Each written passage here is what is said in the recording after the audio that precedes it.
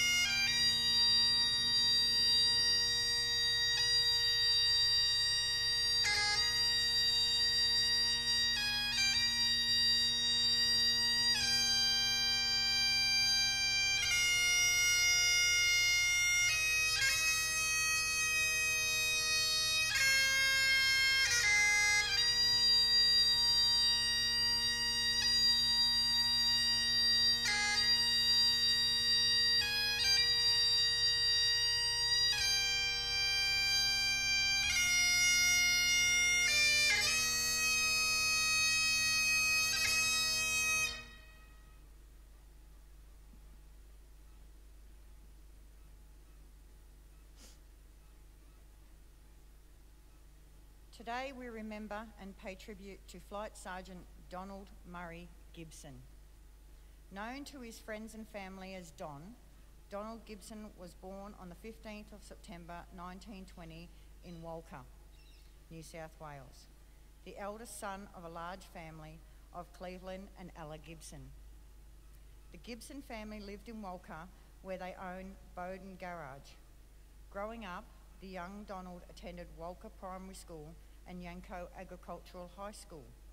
According to his family, he did not always take kindly to discipline at the school and was known to escape detention by climbing out the window and running home. This didn't deter Gibson from pursuing a career in teaching. He went on to graduate from Armidale Teachers College and worked as a primary school teacher in Bonalbo and Morpeth. When the Second World War was declared, Gibson was excited and said he wanted to be in it. He had already served for 2.5 years in the militia, reaching the rank of Lance Corporal in the 33rd Battalion, known as the New England Regiment, before transferring to the Sydney University Regiment. Gibson enlisted in the RAF in Sydney on the 10th of October 1941, not long after turning 21. He was posted to Canada in May 1942 to train as a pilot, and in January 1943 was posted to the UK in preparation for service in Coastal Command. On the 15th of May 1943, Gibson was piloting a Bristol Beaufort on a training exercise. About 5 hours after takeoff, while carrying out a steep turn to port, the aircraft crashed and burned near Castle Dawson in Londonderry, Northern Ireland, killing all crew members. Gibson was buried at the nearby Belfast City Cemetery along with his crewmates Sergeant Arthur Davis and Flight Sergeant Charles Harris. The other crewmates, Sergeant Keith Devery and aircraftman Dennis O'Brien, were buried in Milltown Roman Catholic Cemetery and Bexley Heath Cemetery in Kent, respectively. Donald Gibson was 22 years old. His name is listed on the Roll of Honour on my left, amongst almost 40,000 Australians who died while serving in the Second World War. His photograph is displayed today beside the pool of reflection. You will see him in the back row, fourth from the right. This is but one of many stories of service and sacrifice told here at the Australian War Memorial. We now remember Flight Sergeant Donald Murray Gibson, who gave his life for us, for our freedoms, and in the hope of a better world.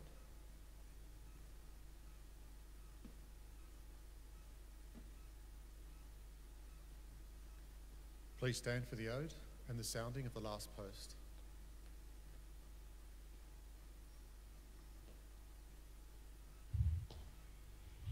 They shall grow not old, as we that are left grow old. Age shall not weary them, nor their years condemn. At the going down of the sun, and in the morning, we will remember them.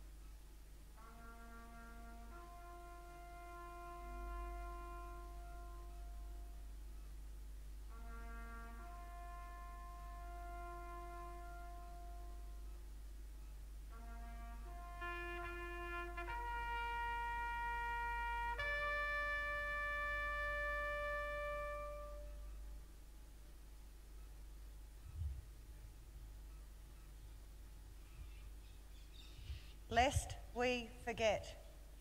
Lest we forget.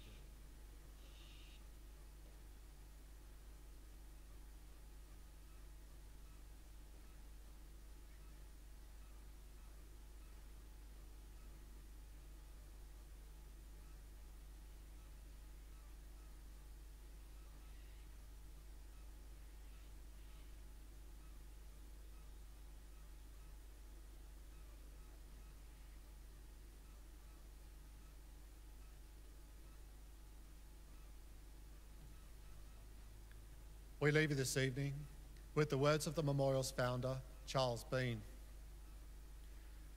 Many a man lying out there at Pozières or in the low scrub at Gallipoli, with his poor, tired senses barely working through the fever of his brain, has thought in his last moments, well, it's over. But in Australia, they will be proud of this. Ladies and gentlemen, that concludes the last post ceremony. Thank you for visiting the Australian War Memorial, and good evening.